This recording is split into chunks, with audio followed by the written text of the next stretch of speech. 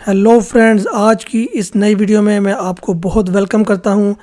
आज की वीडियो में मैं आपको माइक्रोसॉफ्ट एक्सेल के 6 कॉमन एरर्स के बारे में बहुत डिटेल से बताऊंगा और मैं आपको ये भी बताऊंगा कि आप इन एरर्स को कैसे हैंडल कर सकते हैं या कैसे रिमूव कर सकते हैं। तो आपसे रिक्वेस्ट है कि वीडियो को आखिर तक देखिएगा, इसको स्किप ना कीजिएगा ताकि आप तमाम एरर्स और उनको फिक्स करने के तरीके को अच्छी तरीके से समझ सकें। तो चलिए बिला ताख़ीर वीडियो में आगे बढ़ते हैं।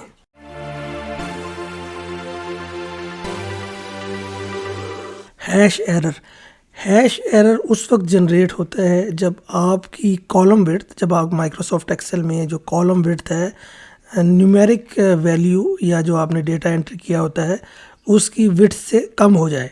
तो जैसे कि यहाँ पे कॉलम बी और कॉलम सी में यहाँ न्यूमेरिक डेटा जो है मैंने एंटर किया हुआ है। अगर मैं अपने कॉलम बी की विड्थ को डिक्रीज़ करूँ या कम करूँ तो आप देखेंगे कि जो मेरी न्यूमेरिक वैल्यू है वो कॉलम बी में जो तमाम न्यूमेरिक वैल्यूज़ हैं वो छुप गई हैं, ठीक है, हाइड हो गई हैं।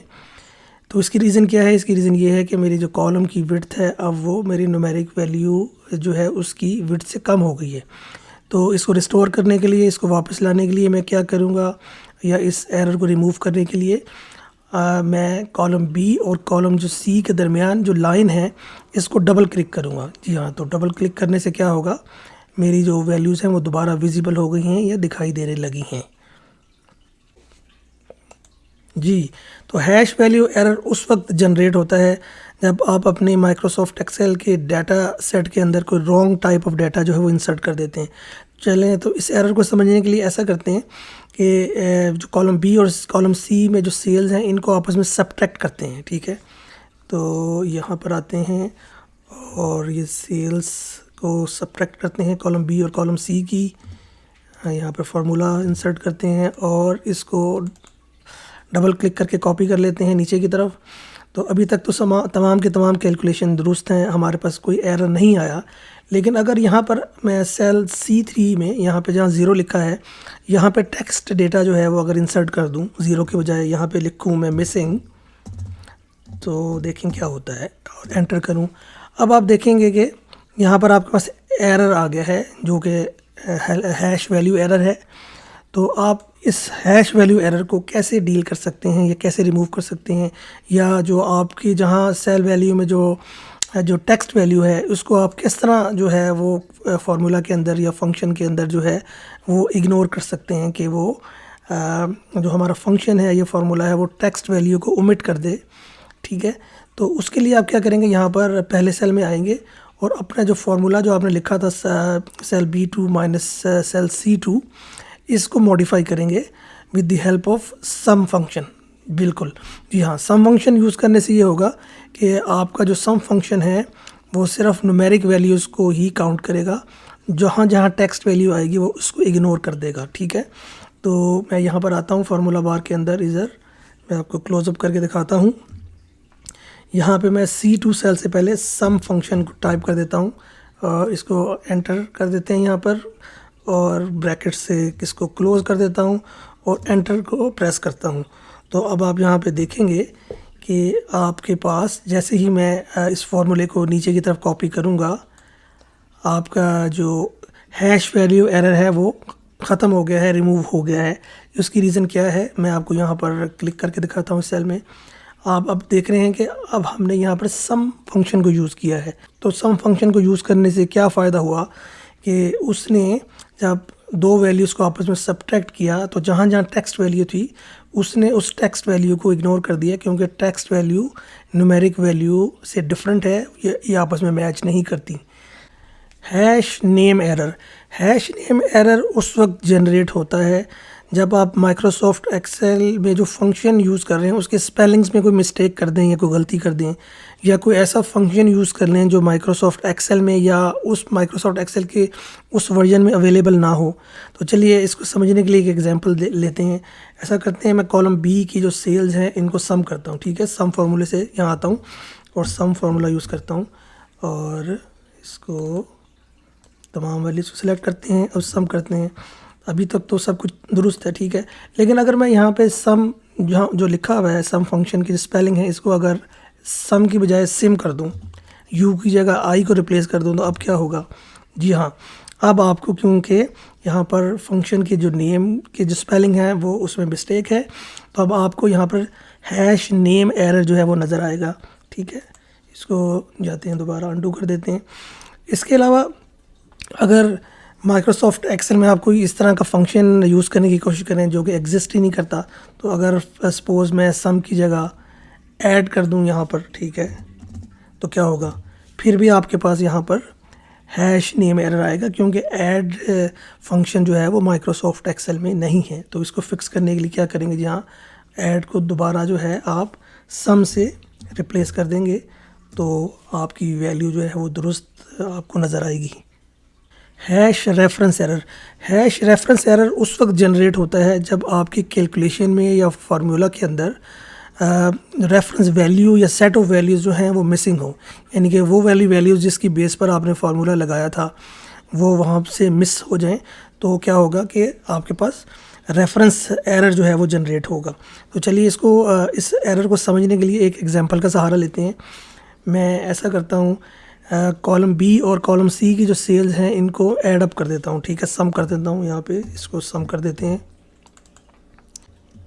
ठीक है, और इसको नीचे कॉपी कर लेते हैं। ठीक है, अब मैं ऐसा करता हूँ, कॉलम बी को जो है वो डिलीट कर देता हूँ यहाँ से। ठीक है, तो कॉलम बी को मैंने डिलीट किया तो आपके पास यहाँ पर हैश रेफरेंस एरर आने लगा है। इसकी रीज़न क्या है? क्योंकि आपके पास, आप यहाँ देख सकते हैं फार्मूला बार के अंदर आपके पास यहाँ पर जो फर्स्ट सेल है या जो फर्स्ट कॉलम है वो इस वक्त नहीं है, अवेलेबल नहीं है, क्योंकि वो डिलीट हो गया है। और क्योंकि फार्मूला के अंदर हमने फर्स्ट और सेकंड कॉलम को ऐड किया था, बिकॉज़ अब वो डिलीट हो गया है फर्स्ट कॉलम, तो यहाँ पर आपके पास रेफरेंस जो एरर है वो जनरेट हो गया है। ठीक है, इसको मैं अंडू करता हूँ। अब ऐसा करता हूँ कि मैं इस जो फंक्शन को जो मैंने यहाँ पे लगाया था, सम फंक्शन को, इसको कॉपी करके किसी और जगह यहाँ पे पेस्ट कर देता हूँ।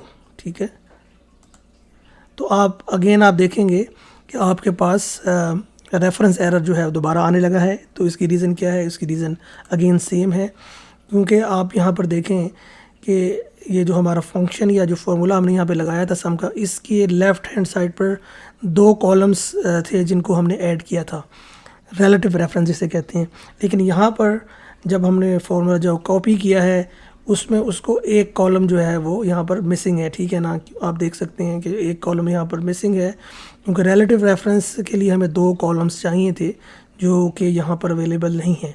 तो उस सूरत में भी जब आप फार्मूले को कहीं और कॉपी करते हैं और उसको रिलेटिव रेफरेंस नज़र ना आए, तो उस सूरत में भी आपके पास हैश रेफरेंस एरर जो है वो आपको नज़र आता है। ठीक है, हैश डिव एरर उस वक्त जनरेट होता है जब आप अपनी डाटा वैल्यू या वैल्यूज़ को 0 से डिवाइड करते हैं। ठीक है, तो यहाँ पर इस एरर को समझने के लिए मैं आपको एक एग्जांपल देता हूँ। सपोज़ मैं यहाँ पर 21 और 22 की जो सेल्स हैं उनका डिफरेंस फाइंड करता हूँ, परसेंटेज डिफरेंस। ठीक है, तो यहाँ पर आते हैं और यहाँ इनकी परसेंटेज डिफरेंस जो है, दोनों ईयर्स की सेल्स के परसेंटेज डिफरेंस को फाइंड आउट करते हैं।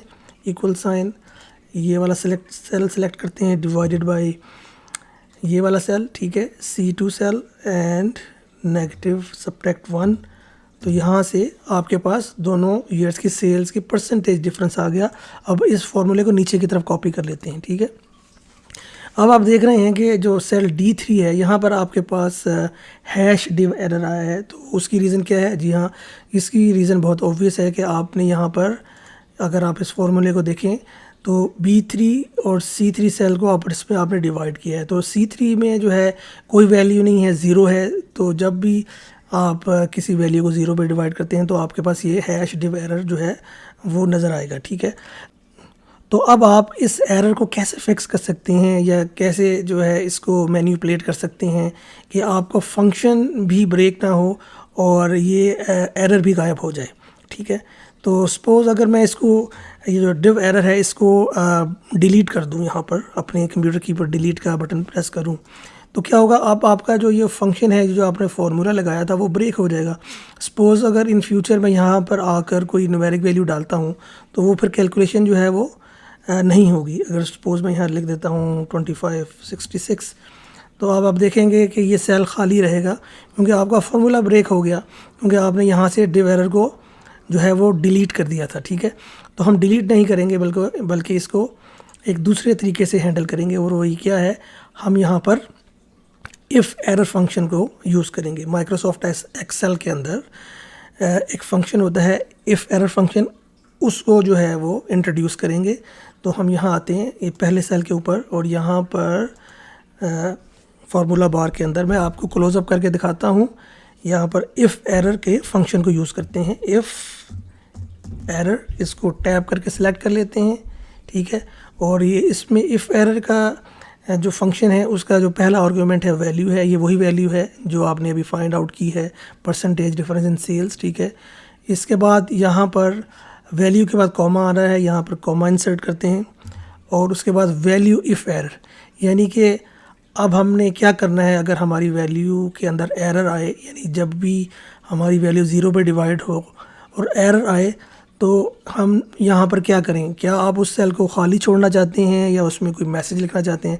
सपोज़ मैं लिख देता हूँ यहाँ पर इनवैलिड। ठीक है, यहाँ पे मैं इनवैलिड टाइप कर देता हूँ और डबल कोट से इसको क्लोज करता हूँ, और फिर ब्रैकेट लगाकर इस फंक्शन को यहाँ पर क्लोज करते हुए कंप्यूटर कीबोर्ड के ऊपर एंटर प्रेस करता हूँ। तो अब आप इसको फार्मूले को यहाँ से कॉपी करके नीचे की तरफ पेस्ट कर देंगे। ठीक है, तो अब आप देखेंगे कि डिव एरर जो है वो चला गया है, वो गायब हो गया है, और उसकी जगह आपके पास इनवैलिड एंट्री यहाँ पे लिखी हुई आ रही है।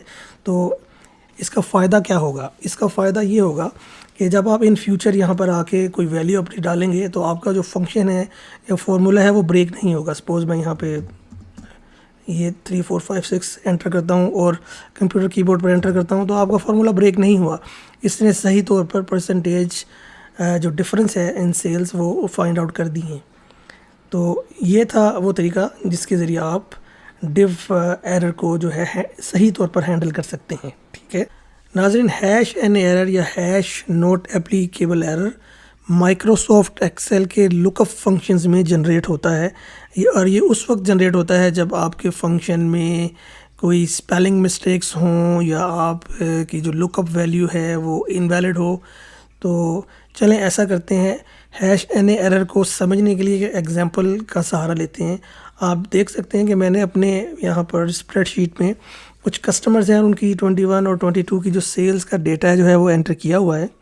तो मैं इस कस्टमर की जो लिस्ट है उसमें से 3 कस्टमर्स पिक करता हूं जो कि इस लिस्ट में मौजूद हैं, ब्रावो, चार्ली और एको, और साथ में एक ऐसा कस्टमर लेता हूं जो कि इस लिस्ट में शामिल नहीं है। ठीक है, और मैं यहाँ पर आता हूँ ब्रावो के सामने और वी लुकअप फंक्शन को यूज़ करके, ठीक है, अपना जो ब्रावो की जो सेल्स का जो डाटा है वो उसको यहाँ पर फाइंड आउट करने की कोशिश करता हूँ। तो वी लुकअप फंक्शन को यूज़ करने से पहले मैं उम्मीद करता हूँ कि आपको वी लुकअप फंक्शन के बारे में डिटेल से पता होगा कि वी लुकअप फंक्शन क्या है। इन केस आपको अगर वी लुकअप फंक्शन के बारे में मालूम नहीं है तो मैंने अपने चैनल पर एक वीडियो पहले से अपलोड कर रखी है, आप उस वीडियो को रिव्यू कर सकते हैं। मैं उस वीडियो का लिंक डिस्क्रिप्शन में प्रोवाइड कर दूँगा आपको। ठीक है, तो यहाँ पर ब्रावो के सामने आते हैं और वी लुकअप फंक्शन को यूज़ करते हैं, वी लुकअप। ठीक है, और यहाँ पर आप देख सकते हैं, मैं इसको क्लोज़अप करके दिखाता हूँ कि जो वी लुकअप फंक्शन का पहला आर्ग्यूमेंट है वो है लुकअप वैल्यू, ऐसी वैल्यू जिसकी बेस पर आप डेटा सर्च कर रहे हैं। तो अब आप क्या कर रहे हैं, यहाँ पर ब्रावो के लिए आप जो है वो सेल्स फाइंड आउट कर रहे हैं। ठीक है, 2021 की। तो ब्रावो ये वाला सेल सेलेक्ट कर लेते हैं। इसके बाद टेबल अरे क्या है, ये डाटा टेबल है आपकी जहाँ पर आपका सारा डेटा मौजूद है, यानी कि कस्टमर्स का और उनकी सेल्स का। तो ये डेटा टेबल सेलेक्ट कर लेते हैं। उसके बाद कॉमा आ रहा है फार्मूले के अंदर, और फिर आपके पास क्या आ रहा है, कॉलम इंडेक्स नंबर, यानी कौन सा कॉलम जहाँ पर आपकी सारी सेल्स मौजूद हैं। तो उस कॉलम का नंबर क्या है जहाँ पे सेल्स हैं 2021 की, वो है कॉलम नंबर 2। यहाँ नंबर 2 टाइप करते हैं।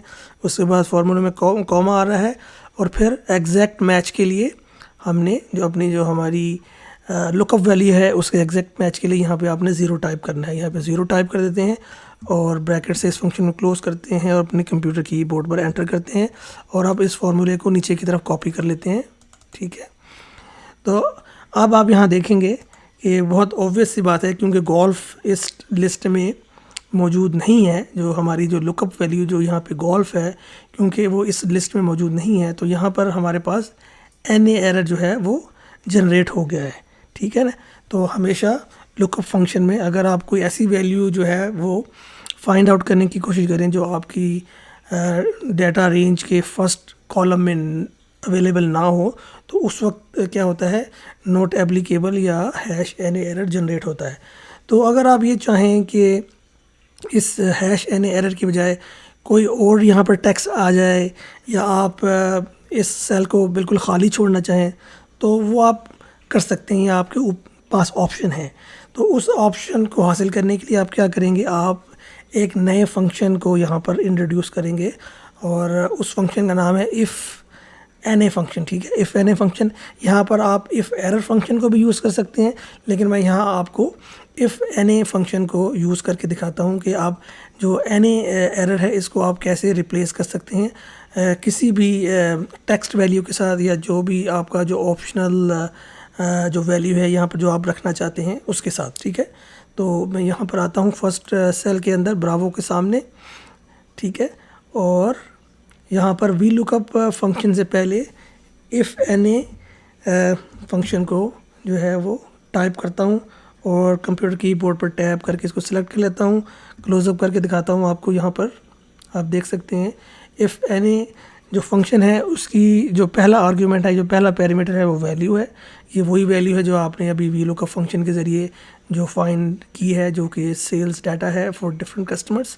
उसके बाद इफ़ NA फंक्शन में जो दूसरा पैरामीटर है आफ्टर कॉमा, वो क्या है, वो है वैल्यू इफ़ NA, यानी कि अगर आपके फंक्शंस से कोई NA एरर जनरेट होता है वी लुकअप फंक्शन में या lookup फंक्शन या वट एवर लुकअप फंक्शन जो आप यूज़ कर रहे हैं, जब आपके पास एरर आएगा तो आप अब इस एरर को कैसे हैंडल करना चाहते हैं, आप उस सेल के सामने क्या टाइप करना चाहते हैं, क्या लिखना चाहते हैं, क्या मैसेज देना चाहते हैं। तो मैं सपोज़ यहाँ पर आता हूँ, डबल कोट ओपन करता हूँ और यहाँ पर लिख देता हूँ नोट फाउंड। ठीक है, नोट फाउंड यानी कस्टमर नोट फाउंड भी लिख सकते हैं, नोट फाउंड में लिख देता हूँ और डबल कोट से इसको क्लोज़ कर देता हूँ और ब्रैकेट से इस फंक्शन को क्लोज़ करते हुए एंटर प्रेस करता हूँ। तो अब आपने क्या करना है, यहाँ पर पहले सेल पर आना है और इस मॉडिफाइड फार्मूला को या फंक्शन को आपने नीचे की तरफ कॉपी कर देना है। तो आप देखें कि जहाँ पर आपका #NA एरर था वहाँ पर आपका टेक्स्ट नोट फाउंड आ चुका है। तो ये था नाज़रीन #NA एरर, और #NA एरर को रिमूव करने का या फिक्स करने का या अपनी मनपसंद वैल्यू जो है वहाँ पर इंक्लूड करने का तरीका। तो दोस्तों, मैंने इस वीडियो में आपको माइक्रोसॉफ्ट एक्सेल के 6 कॉमन एरर्स के बारे में बहुत डिटेल से बताया है और ये भी बताया कि आप इन एरर्स को कैसे फिक्स कर सकते हैं, या जो है कुछ एरर्स हैं उनको आप कैसे इग्नोर कर सकते हैं। ठीक है, तो उम्मीद करता हूँ ये वीडियो जो है आपको पसंद आई होगी और आपने इससे कुछ सीखा होगा। अगर यह आपको वीडियो पसंद आई है तो मेरी रिक्वेस्ट है कि इसको लाइक और शेयर ज़रूर कीजिएगा, और अगर अभी तक आपने हमारे चैनल को सब्सक्राइब नहीं किया तो प्लीज़ चैनल को सब्सक्राइब कर लीजिए और बेल आइकन पर प्रेस कर दीजिए ताकि हर नए आने वाली वीडियो का नोटिफिकेशन आपको बर वक्त मिलता रहे। तो चलिए, इसी के साथ वीडियो का इख्तिताम होता है। मिलते हैं नेक्स्ट वीडियो में, तब तक के लिए गुड बाय।